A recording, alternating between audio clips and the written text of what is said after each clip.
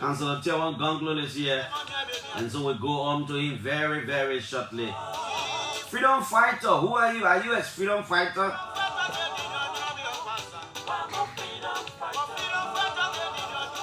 What's the interpretation of Councillor Gongloe always carrying his broom in his hands? You know.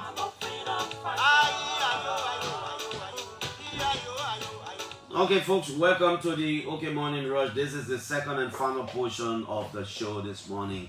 On 99.5, we do all we do for the people of this country. Because, you know why? We are surrounded by witnesses. History is recording what we do, and prosperity will judge all of us. We owe it to Liberia. Councillor Tiawan Gongloe is here. He's one person who says he wants to be president. I see him go to towns and villages in some places in Liberia. The last time I checked in recent time, I saw him, I think it was in Foya, interacting with some people. They were discussing about a hand pump somewhere. And, you know, it's been a while. So we wanted to hear from him today. We'll talk about that. We'll talk about the president's State of the Nation's address. We'll talk about a lot of issues in the country. Councillor Gongloe, it's always a pleasure to have you. Good morning. Thanks for coming. Good morning. That was in Cllr, a town not far from Foya. Okay. And I was speaking to Tamatila's oldest son, Reverend Taylor. The oldest son, Momotila, passed. He was the primary chief. But before we go any further, I just like to say something about maintaining the peace. And I say a little bit about that on Truth FM yesterday. Our people say when two elephants fight, the grass suffers. There is an evolving conflict between President George Weah and my own Senator Prince Johnson, where both men are using the pulpits to really, speak out words that creates anger in each other, about each other, and is not good because these people are followers.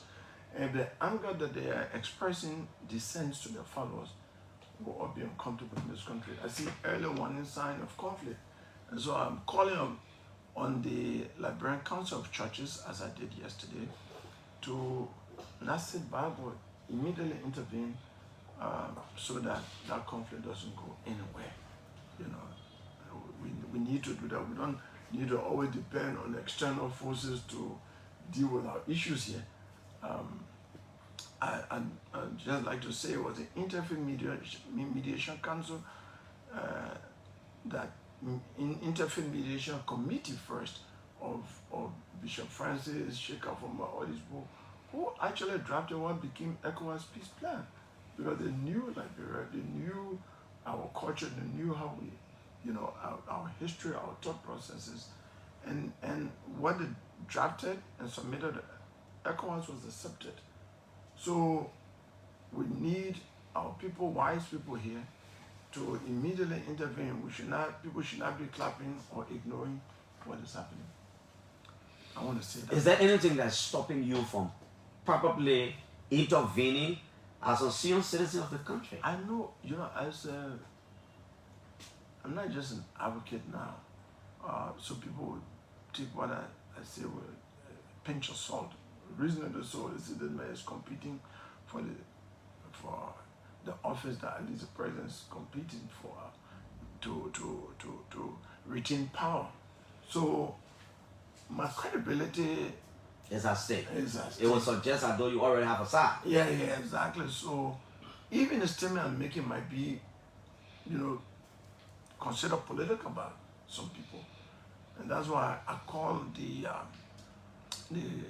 President of the Council of Churches, and I hope that, and of course some other Christian leaders, and they thought it was a good thing they would intervene. We hope they can do that, because we don't need tension in this country. High rhetorics from powerful people could lead us to And the tension will come from people like you, all of you. I'm saying people like you, not Tiawan Gongloe, but all of you running for president. It will depend on the way you say what you want to say about each other, the way you con your messages, because all of you, you've got followers. Oh no, And if you can't keep the peace, then we hold all of you responsible. that is true. That is why I felt that I should do what I did. And I really mean that. It's not to score a political point.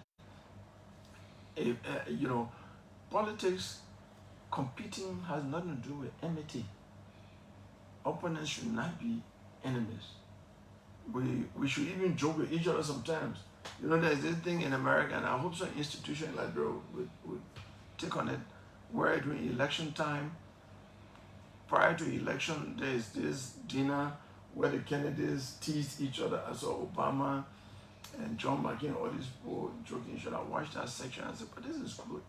It has the chance of reducing tension, because when people see the contenders hawking each other or teasing each other, I called someone the other day in the presence of someone who felt that this political person is high, VIP, and I couldn't speak.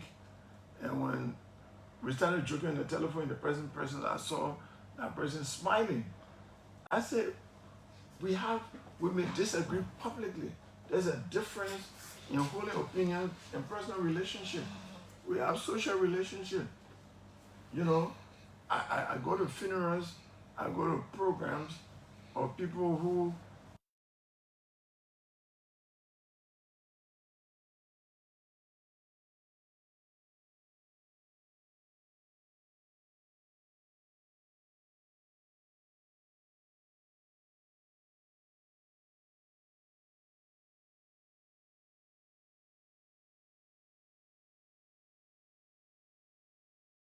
a couple to get him out of jail. But other people, I said, yeah, but his rights were violated and he stay in jail beyond 48 hours.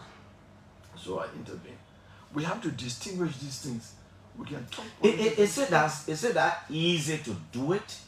It is Councillor Gongloe, we're talking about power here, and people's interpretation of what power is. But leaders should teach society.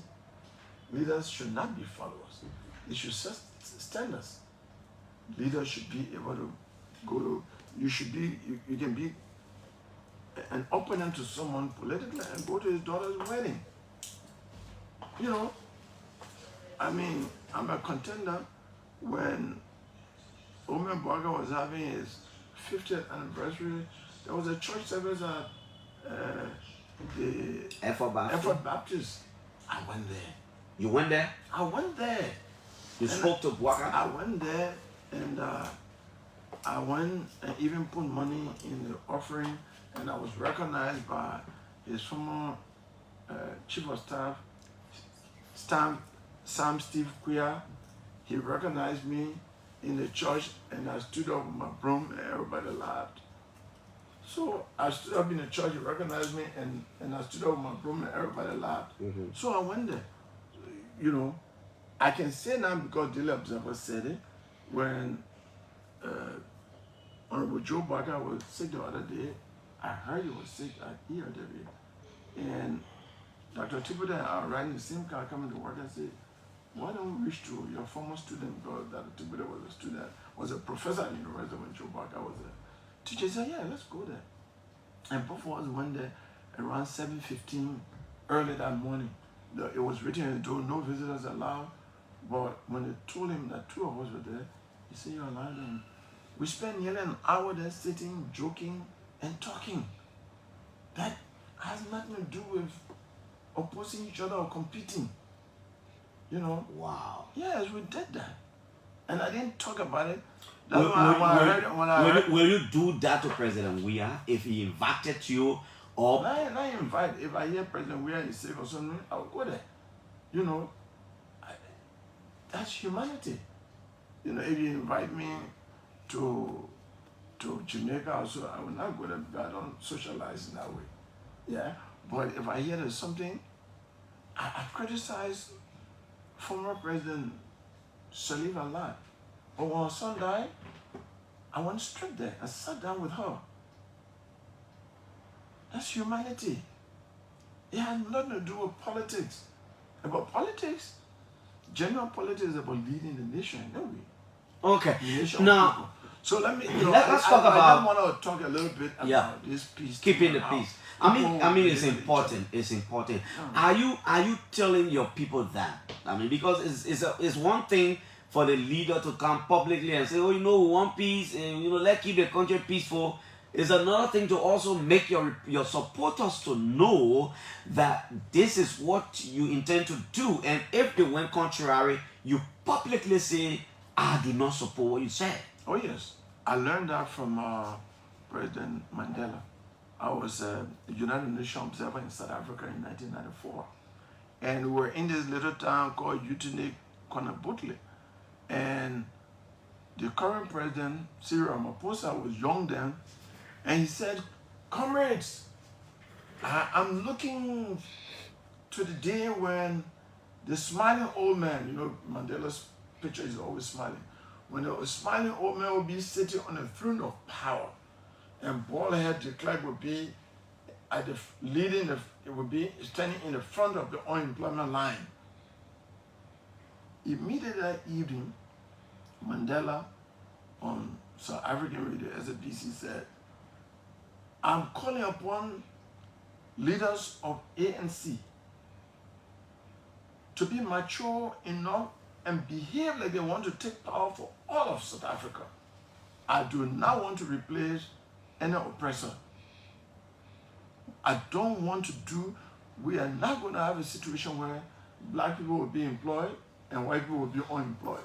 And that was a picture Ramaphosa posted. Yes, because he said, de Klerk, who was in power then, would be standing at the head of the white man. Yeah, would be standing at the head of the unemployment line.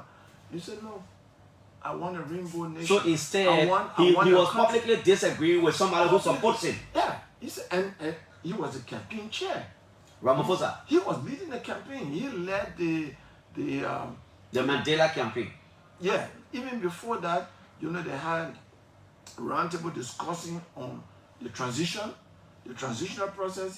He's a lawyer and was very popular. He was the president, he was Secretary General of the Congress of South African Trade Union, COSATU, the biggest trade union in South Africa. Now he said all those things. There he is now as president in one corruption scandal to another. You see how it is? Not only that, I was so disappointed that under his leadership, striking mine workers were shot and some killed, being a former Secretary General of COSATU. I know he criticized some of these things in the past. Yeah. Now he became president. The worst is happening under him.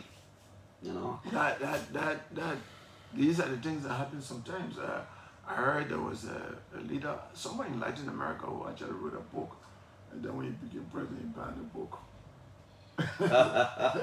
Now let's talk a little bit. You got so much interested, or you're so much interested in moving from one country to another. The last time I checked, you were right there in Riverside, and then you've embarked on what, a recruitment campaign or what? Well, as a student of politics, I know that power belongs to the people. They have it. You want to get it from them, you have to go and convince them why they should give it to you. So I'm involved in our voters' education, going to the people and explaining what the election is about. We want the election to be based on the message of transformation, that the people should vote not on the basis of bags of rice or cups of rice or liquor or money. It must be based on a message that can transform their life. And that's what I'm pushing. We don't see much from the LPP, the national chairman, all these people. Instead, the political leader, the stand-up bearer is the one taking the charge at this stage. In a campaign here, it is the stand-up bearer of a party that is the CEO. You see in America when Trump was running, he was a real frequent speaker. He was always going to places and speaking. Because you don't want someone Of course, other people can speak, but you don't want to be involved in explaining damage control or what the other person says. So they must really, really be grounded in the message before they can go. What are you telling these people, Councillor Gongloe? I have a 10-point agenda for better Liberia, but there are 4 that I'm focusing on because it seems to people that this looks too good to be true. Liberian people, first I start with the food production. In Liberia here, you and I, if the young lady bring us a bowl of yam now with chicken gravy, we've been eating it. 7 o'clock this evening when I ask you, Clarence, have you eaten today? You say, no. I've not eaten enough food. I just talking and yam I ate the money, but I ain't eat yet. What does it mean? For the Liberian, if he or she hasn't eaten rice, then he or she has not eaten for the whole day. So if rice is the thing that we are so glued to, then let's produce it and not rely on importation of rice to eat. The only sustainable way to have rice in this country continuously and to have the price down is to grow it. So I have a program. My message to the people is for Liberia to grow rice by giving machines to the farmers, rice growing machines to the farmers through the farmers cooperative, through the CDA. There's an organization of government called the Cooperative Development Authority agency. So then they will monitor the use of the machines, but it will not be free on credit that they will pay back in rice every year for a period of 15 years until they can pay on the machines. I also think that the military should be made to work because since 1908, since 1908, when the Frontier Force was established, that gradually became AFL, we pay them every year.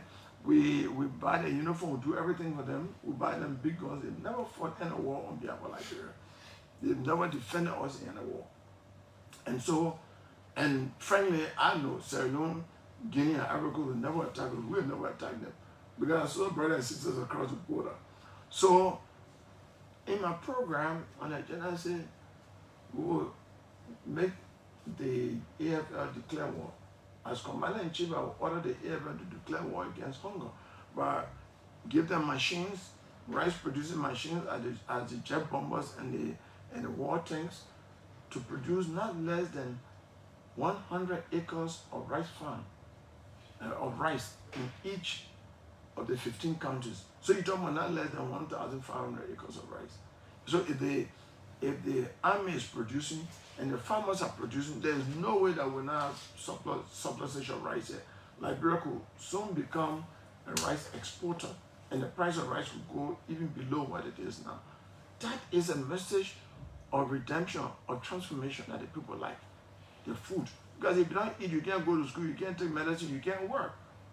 Then I said, but a healthy body, we need for the vulnerable population in this country to have constant and access to health care. The vulnerable population are pregnant women. According to World Health report and even our Ministry of Health own report, there's a very high incidence of death among pregnant women in this country. Liberia is among the 10 countries, not in Africa, in the world, that report very high incidence of death among pregnant women. We are number 7. Check it out. So then it means a national disaster. Because when a pregnant woman dies, then that one person that you know, well, it could be 2 or 3, depending on the number of fetus in that body. So I say, when I become president, all pregnant women go to government hospital and clinics free of charge. People like that. The children under the age of 5 will also go to hospitals free of charge. They like that. The thing that nobody has talked about, I don't hear people talk about old people much, is I say when I become president, all old people from 65 years up until their time comes will go to hospital free of charge. In countries from 65 years old. Right. In America and other countries, they got Social Security. Naturally, When they reach that age, they retire, they are taking care. We don't have it here. A large number of our people don't have social security. How do you do all this from the perspective of being very honest and sincere, and not another rhetoric from one Liberian politician again? These things to say, they're very good. Tiawan Gongloe becomes president, national anthem is blown, he takes the oath of office, 1 year, 2 years. By the time we try to hold him by these things, you will say, you know, it's a different thing from being outside and being a president. Now, understanding the issue, we will address some of your issues. That's what you people do. That is true. But I've tested what I believe in government. That's why people should be elected based on track record. I was a Solicitor General. I don't want to talk about executive assistant to the president because you're working under somebody. But I was Solicitor General, heading the prosecution department. I was Minister of Labor. I said at my confirmation hearing for Minister of Labor position, I said, if I would achieve one thing at Minister of Labor, Liberianization policy. So when I got there, I issued regulation number 17 with my team that raised the work permit fees for non-Liberians from $400 being like that more than a decade to $1,000 US. It caused employers to reduce the number of foreign employees and to employ Liberians. I got a lot of Liberians to get jobs. I take credit for all the cashiers you see today, female cashiers that you see today in the supermarkets were not there before regulation number 17. And there were high-headed employers who said they still wanted to employ their foreign people. I said, okay, that means you pay. It was under my administration that the banking window was taken to the Labor Ministry, because for the first time in the history of Labor Ministry collected like $6 million United States dollars under my administration. Before that, it was like 300,000, maybe 400,000. Never reached $1 million. So I like to do what I say, you know. So that's one clear example. I transformed prosecution and justice ministry for the first time. I said, do you have people who never, somebody are not even asked to graduate the county attorneys? So I reduced them to civil solicitors and brought law school graduates for the first time in the history of Liberia as county attorneys. So the county attorney of Lofa County and Luton, for example, was somebody I put there. The county attorney of Magibi County, that I employ as assistant county attorney, now she's a county attorney. So, you know, I know about transformation, and these things are doable. It's just a lack of political way to do them. So, what do you say to your critics who say, you see why, you know why, to be president of Liberia is not just a domestic issue. It is an international issue. You must have contacts. You must have the network, the connections. You must be known. Tiawan Gongloe is nowhere known anywhere. He comes from Cllr, he comes to Monrovia, he's a lawyer, he becomes president of the bar. Why should we make him president? He cannot knock the doors of the White House. Is he popular in Washington? They are so wrong. They are so wrong. And maybe they don't know about me, and because I don't talk much about myself. I'm a personal friend, for example, of the current director, global director of USAID. Not a personal friend like that, but okay, let me say an acquaintance, because two of us were at the Canada School of Government Cllr Center for Human Rights Policy. I was a human rights policy research fellow there, and she was heading one of the departments at the Cllr Center. Samantha Powell, who later on became United States ambassador to the UN. I can send email to her, she can respond to my email. All right? Her assistant came to work for me when I was Solicitor General. Hilary Sherrill, she's a lawyer now in New York. She came here, at Justice Ministry, and worked for me 1 month, and organized my office. Now she's a big person. I went to United States, and I went to State Department and had a meeting that I have no lobbyist, but people probably forget when I was put in jail here and tortured under President Taylor. United States Congress spoke, U.S. State Department took action. 150 countries in the world sent statement of protest to President Taylor, the UN Security Council, the EU, one of those countries was Uruguay, way in Latin America. Why? My friend, the late Felipe Marcellini, was a member of parliament in Uruguay. He raised the issue and his government protested. He and I were at Columbia University, were the first in the world to study human rights advocacy. He came from Uruguay. So when people don't know about people, they can say this. Now, if you go to America and you win Human Rights Award, Human Rights Watch gives you a Human Rights Award. If Philip Randolph Institute gave me human rights, the highest award is a Black Labor Movement. I was the keynote speaker in 2003 in Atlanta, Georgia, in the presence of Honorable Louis, who died, a Black man who worked with Jesse Jackson. And they gave the second highest award to a university professor from Harvard, a Black professor who had 25 honorary doctorate degrees. He had written so many books. And I said, but why you give me the highest award? I'm a younger man, and gave the second highest award to somebody who is so accomplished. They say, you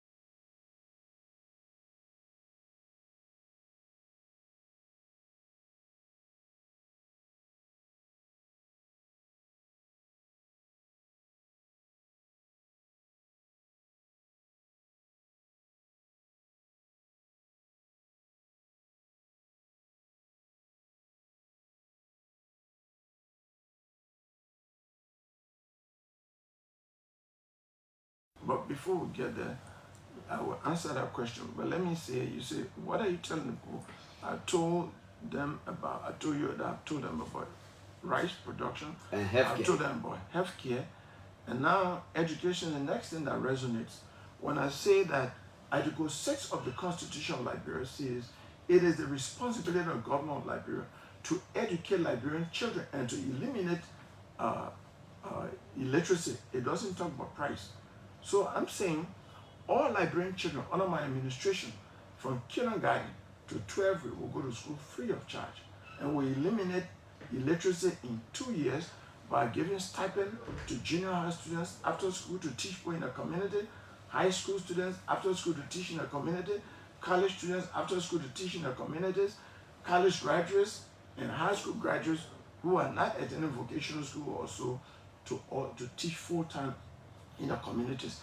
With that radical program, there's a big chance of eliminating illiteracy in 2 years, because if you live in the world today and you don't read and write, then you're not living in the world. How do you answer? How do you read a text message sent to you by somebody, a confidant? Actually, I was speaking in Fantita in Grand Bazaar, and the woman said, I said, if somebody send you text message now and send you $50 and say, don't tell everybody in Fantita here before everybody gets behind me, that's secret. When you show it to somebody to read it for you, no more secret. And then, more than that person go and take your money. The lady said, that thing happened to me here. They use people who can give direct. They send my money, I gave it to, I saw the boy, I said, can't read my text message. And the boy said, oh, the poor were here the other day, they said the rich money read, all right. He went and took my money. I've been giving that example everywhere because I want people should say it. So it's important for people to know how to read and write. You know? So I said that. And also, all these young people on motorbikes, but you ride motorbike until you're 40 years old, your bike will be aching. And then what you do afterwards, it is an obligation of the government to give skills to the young people that are part of education. And I think it can be freely done in the 15 countries. Open free trade school for people to learn masonry, carpentry, mechanical work, heavy duty operator, all these, you know, these skills. Because if they don't do that, we don't do that, then our young people, look, metal steel. And the other companies, the people go there, you're operating our country, you'll give a job. They say, what do you know? They're in a job. Then the Ghanaians come, the Togolese come, the Nigerians come, and they say, I'm a heavy duty mechanic. They give them job. We need to give skills to our people so that when the companies come, while they're paying taxes to government, we can get the jobs to them. We have two benefits. Okay. For the sake of time, yeah, let's talk about the last one. The last one is road. You may not know, I think you're old enough to know, but in the 70s and 80s, we had public work yards in all of the counties. When we had it, we never had a situation where 6 months of the year, nobody would come from southeastern Liberia to Kanta. 6 months of the year, nobody would come from Frenchman to Banga. Because in the yellow machines in all of the counties, people used to leave from Cape Town at 6 o'clock in the morning and reach Monrovia 9 o'clock, even though the roads were not paved, but they were well maintained. And I say, under my administration, we restore the public work yards so that the roads are constantly maintained. You know what is happening in Lofa? I came from Lofa. Incidentally, I've been to 221 towns. You know, and you gotta be strong than me. You exercise. You know, you're younger than me, but physically I'm stronger than you because I do 60 push-ups every morning and do a lot of exercise. Wow. That keeps me going. And people on the trip can be getting sick. How you manage? Oh man, you went 67, you 66. I say because I keep my body young. The age is there, it doesn't bother me. So I've been to 221 towns. I went to 28 towns in Lofa County. In the Pella area, I even slept in Bagedu, which is the Madingo area. I went to Sakanondu. Because when you go to Kwadu Bundu, if you know the politics, you go to Kwadu in the Madingo area. You go to Bone, the Bone people will not be happy with you. So I went to Kwadu, that's Bagedu, then I went to Bone, Sakanondu. There's a grave of a man who was born in 1785, one Chief Musa Kamara, who died in 1920. He lived 134 years. It means Liberians have a chance of living longer. He lived 134 years. So I went to Zina Loma up the hill. I went to so many places. I went to Foya, as you saw me. I went to all those areas, and everybody was telling me, well, since the government doesn't want to fix the road, this place is 10 minutes away from Guinea. This is Yela, this is Saleh, this is Yanomanda. You know, my wife comes from Lofa. She's a Loma for Zina Loma. So I went to my in-law. Then I went, her father, the late Cllr, came from Zina Loma. Her mother from Yanomanda. That one gave me a stake in Lofa. Everywhere I went, I say, your brother-in-law or son-in-law. When I stayed to them, you know, when I stated to them where my wife was Did she go with you? She didn't go with me because her mother is 92 years old and she just at the border there. She anything can happen, so we can't take that risk or two of us being out of the place because in fact right by our bedside we have an oxygen tank because she suffered during the COVID time and is now already for 92, that is the age there. And she had stroke before. So she's actually taking care of her. But I was well received by my in-laws in Lofa. They said, oh, but the man is our in-law. So politically, I think I will give some. Okay. Let's talk about Tiawan Gongloe, the running mate. Well, I don't want to talk about, you know, there are so many. Oh, Tiawan Gongloe, the running mate. Tiawan Gongloe, the running mate. I'm talking about what are those kinds of discussions and options are on the table, whether it is possible. I hear people saying that, right? I've heard some voters saying that. And that's what they would like to see. Costa, Henry Costa in 2019 started heralding this idea. The only way George Weah can be beaten is for the opposition parties to hold together to collaborate. And he played a role in that forming that collaboration. And it has stuck on people's minds. And now people say, oh, collaboration or there will be no opposition. He really succeeded. Has anybody reached out to you? Not directly. Any of the candidates? Yeah. Anybody who wants to run for president to reach out to you and say, Tiawan could form a good ticket, man. No, I've not heard that. Communists call me one time and say, you know, we could meet when you have time. I saw broadcast missed call. I call him back. We play a little bit of full phone tag that day. I call. I think we did like 2 or 3 times. But I met him at the hospital and spent almost an hour with him. That discussion didn't come up. You know, so I am going to the voters like everybody else. Liberian people have to make choices, because the thing is that we all belong to different political parties. Okay, let me ask you this question before I open the telephone lines. Now, one of your strongest bases, I know you are an in-law to the people of Lofa, but your home base, you know, all politics local. You're from Nimba. Nimba should be your strongest base. If you ever wanted to win elections, you must get the number from Nimba. I'm hearing 2 of your other brothers, how to call him, Jeremiah Wanto and Wapo. Jeremiah Wapo. And, you know, is the coming in of Senator Jeremiah Kung, who the MDR was recently turned over to by Senator Prince Johnson, very young senator. Is the coming in of Jeremiah Kung, you know, in any way concerns you? Does that worry you? Is it going to take away? You know, in life, everything lies within logical range of probability. Nobody can discount anything. You know, and Obama is the example. When he got in the race, they say, wrong name, wrong color, wrong origin, you're back from Kenya, you don't have a chance here. And he did have a chance. So you cannot rule out anything. But like many countries, our country is traditional too. Before I actually announced to the public that I'm interested in running and accepting the petition, I talked to Nima elders from the 9 districts in Cllr on December 3rd, 2021. And they said, go and run, we will support you. And in that meeting, the elders said, since we have agreed that Councillor Gongloe should run, and there were elders from Bon County that came there too, because my mother is from Bon County. So the Bon County elders came. I've not seen that tradition before, but they brought a cutlass. That cutlass is right now in Fleeting, in Nimba County. And the one man I saw the other day mentioned it, an elder, he said, I still got a cutlass here.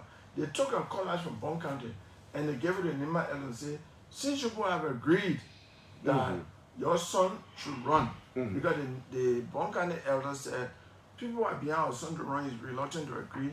We have encouraged, our nephew, we have encouraged him, so we came to Igbo to talk to him.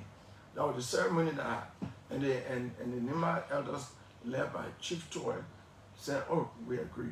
In fact, Chief Toy said that day, I want people... You mean Franklin Toy? Yes. Franklin Toy said, I know people can change. So he told his assistant, he said, we should not just get up and say we agree. I want elders from each of the 9 districts to get up and say, this district agreed. So he started with District 1. District 1 guys said, yeah, District 1 agrees. We elders at District 1, up to District 9. And he told his assistant, Moses, he said, write their numbers down. That's symbolic, man, Councillor Gongloe. That is symbolic. Symbolism is important. And people have word. In the interior, people have word. Not in the city, people have word. So they took the names down, and then the Bon County elders said, now that you've done it, we'll give you a cutlass. Take this cutlass and cut anything in the way of your son for this election. Then one of the elder guys said, but we have accepted the cutlass. That means, since this is the first son of Nimba that came to us, when any son of Nimba comes, we should tell him to sit down for the next time. That's what they told me. Now, if anything, we have to have a meeting with those elders to decide, But from what I hear, the elders, in fact, I speak to them very often, they still have their word, because if they don't keep their word, it will discredit them though. And unless there's something that somebody has more than me that is so important, then they will say, look, because of so and so and so and so. But I haven't heard anything. Have you heard people say politics is expensive and these elections are going to be very costly? They are costly. There's no question about that. And then they say, do you have some money? They say that Obama probably have money, but he didn't have money for the 50 states of the United States where he won. You have to keep hope alive in these things. Just for people who have followed what I do, some people stay in Minnesota and send me 2 cars that I don't have money to buy. Toyota Cllr is a very expensive car. I have that. Then somebody sent me a pickup. The other day I'm walking, I'm the only candidate who walk the street, so I'm walking on the street, on Ashman Street, and one young man stopped by me. He said, my pickup is available anytime you want to go out of town. All you need to do is to buy gas and put in there. So the goodwill of people, I guess it's payback time for whatever I've been to people in this country. So whether you released me from jail, you did this, you did that. But I can't compete with anyone when it comes to money. But we also should know that in this country, people have spent money and lost election. Huge money. Except that you have not answered my question as to whether there are possibilities of you running as a running mate or anybody. I say everything lies within the logical realm of probability. Okay. Who can exclude anything? I don't own my political party. If my party decides something, there's something wrong with me if I say I don't agree. That means I'll be going alone. So these things require discussions among people. History has not been kind to that view of people coming together in Liberia. It has not happened. Okay, Councillor Gongloe. We hope there can be. Let me take some calls right now on the show. Councillor Tiawan Gongloe, the stand-up bearer of the LPP, is our guest this morning. Liberia goes to election in October. We must bring these people to have discussions on different issues. 0770-942-817, 0886-458-902. These are the 2 numbers alternatively for now until our rebranding is over, probably sometime soon. Hello? Yeah, I'm Monica Gazi. Good morning. Yeah, I'm Manuel Sana from Panama. Yeah, Sana. Yeah, I want the guys but they have really touched my heart this morning. What did he touch your heart with? But what are you there? What did he say? I was developing my free education now. It is more up today with my high school yesterday now. I was 3 for our high school. Carry his father to me and really touched my heart. So after Georgia 12 years, I'll be one of the follow. Okay. Thank you, yeah? Let me take this one on this side. Hello there. Yeah, good morning, Clarence. Good morning. Hello? You are live. Hello? Go ahead. Hello? Oh my word. You're not hearing me? Hello? Okay, there you go. 0770-942-817, 0886-458-902. Hello? Thank you so much for having me, Clarence. Yeah? My name is Christian Yanti, and I joined the conversation from a taxi car. Yeah? I listened to Mr. Gongloe. I think the Lender Council narrated well. He explained, and I listened to one of the stories, the last story he explained about his petition from the angle of the elders. That they called him, including the elders from Bonkambi as well. Some of them were able to send out a temple over a cuplight to him as a symbolic stuff. But then he later concluded by saying, if a Nima son, another son from Nima who goes to contest the process, right, the elders will make decisions. So my question to him is that why if the elders call him and decision that should be made will not be in his favor and go the favor of Jeremiah or Wafu to contest the election, what will he do? Will he back up in the process? Thank you so much. Okay, if the elders of Nima decides, what will you do? Hello? Hello? Good morning, Clarence Jackson. Good morning. Thank you. I'm Emmanuel M. Tukba Jr., an associate of the Intellectual Alliance of Liberia. I'm calling this morning for the office of the Intellectual Cloud of today. I want to say good morning to Councillor Tiawan Gongloe. Good morning, sir. And good morning to Liberian Show. Where I listened to the councillor, and to be frank, who are made good presidential candidates, except that it's not yet time, and I will be calling on the CDC government, my president, if we win. I think the council can serve as a good solicitor general, see how it will, push, law enforcement in this country, because I think I remember it was solicitor general when President Taylor was turned over to the ICC. So, definitely with his room, it will help us to push corruption away. But that's why I want to ask him, because I listened to him that if he's elected as president, welcome making the primary school free.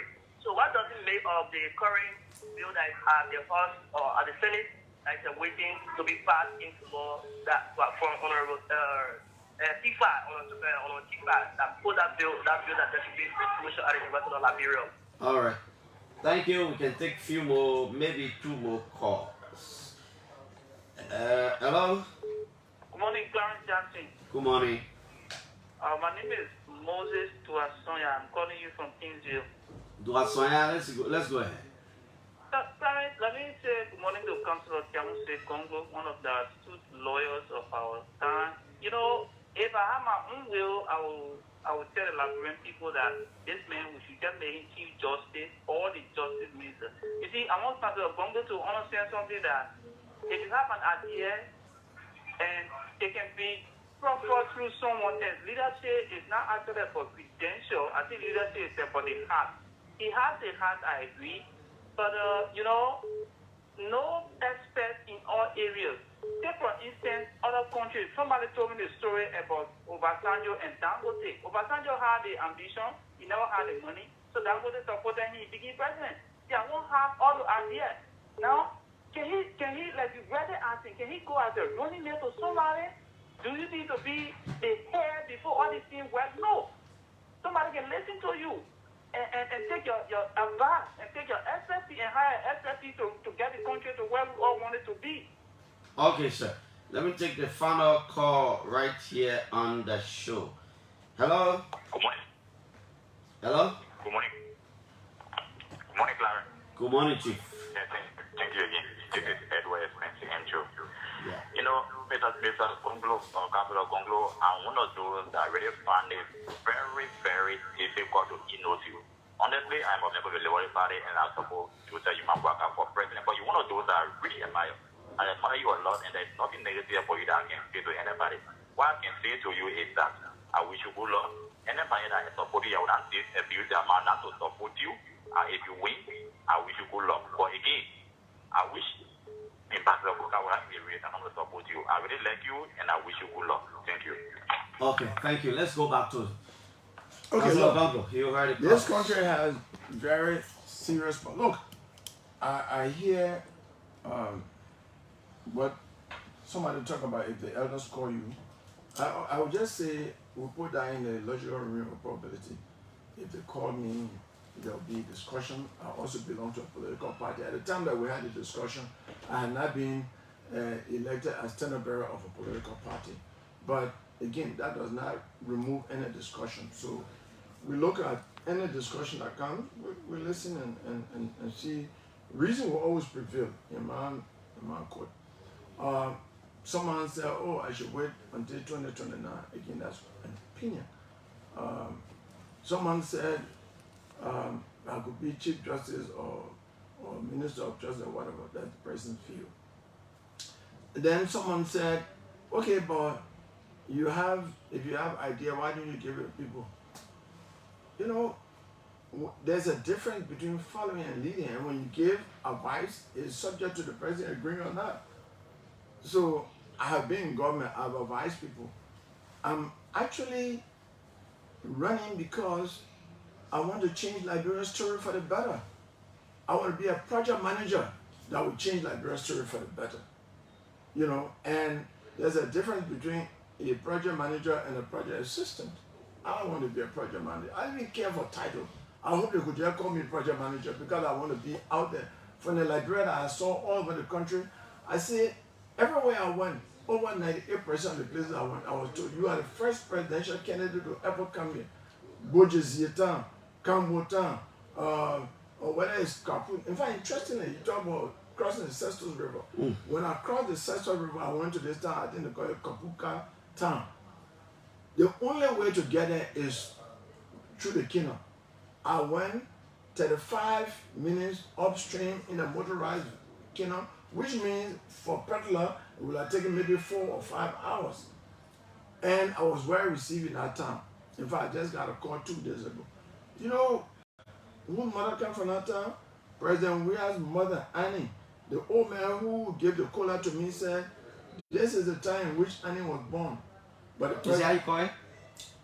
Kwapu, Kwakwai town. Yeah, Kwakwai town. It's a little town upstream. He said, this is the time in which the president mother Annie was born. But you never been here. Of course, no road goes. You got to really brave to get on that river. They say most of the politicians don't come here. They say there's Niji in this river where I don't know about Niji.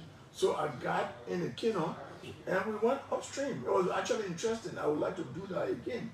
So I've been to so many towns and I see the level of underdevelopment. Not many towns I am from. Some of them are still drinking from the streams that the goats and cows and all go and drink in. Liberian underdevelopment. So I hope that the other contenders will follow what I'm doing to go and see Liberian people in the conditions in which they are living, because that will give them impetus when they sit down in the march and say, you know what, we have to do something. You cannot solve a problem you do not know. You know, Lofa County, for example, we say there's the Lofa Road. I think you've been to Lofa last year or so, but from Zoso to Vojama, the 3 cars I carried all got damaged. The other one arm broke. 3 the board jump broke 3 times on the Toyota Cllr. The Toyota Land Cruiser Jim Gongloe Zolo, the propeller broke and fell. So it's a really tough place. I couldn't go to Vaum because they said that the motorcyclist told me there are 52 hills to go to Vaum, and the Caterpillar has not been on that road for more than 30 years. So you take a risk, you carry these 3 cars, you come back with motorbike. So Liberia is so underdeveloped, and I think it's not a question of presidency. Whoever will become president must be prepared to actually put genes on to work as a project manager, not just a president. So that is what I'm trying to do to change Liberia's story for the better in education, in health, in road construction, in food production, rice production, because Liberian man only believes in rice, and the only way to have rice is to produce it, not to give money to importers to subsidize that. Not a way. Okay, Councillor Gongloe, thank you so much for coming. We are moving closely. We'll always have you here. Councillor Tiawan Gongloe is standard bearer of the LPP. Thanks so much for coming. Tomorrow morning, we'll be back here again with another edition of the OK Morning Rush. Until that time, bye-bye.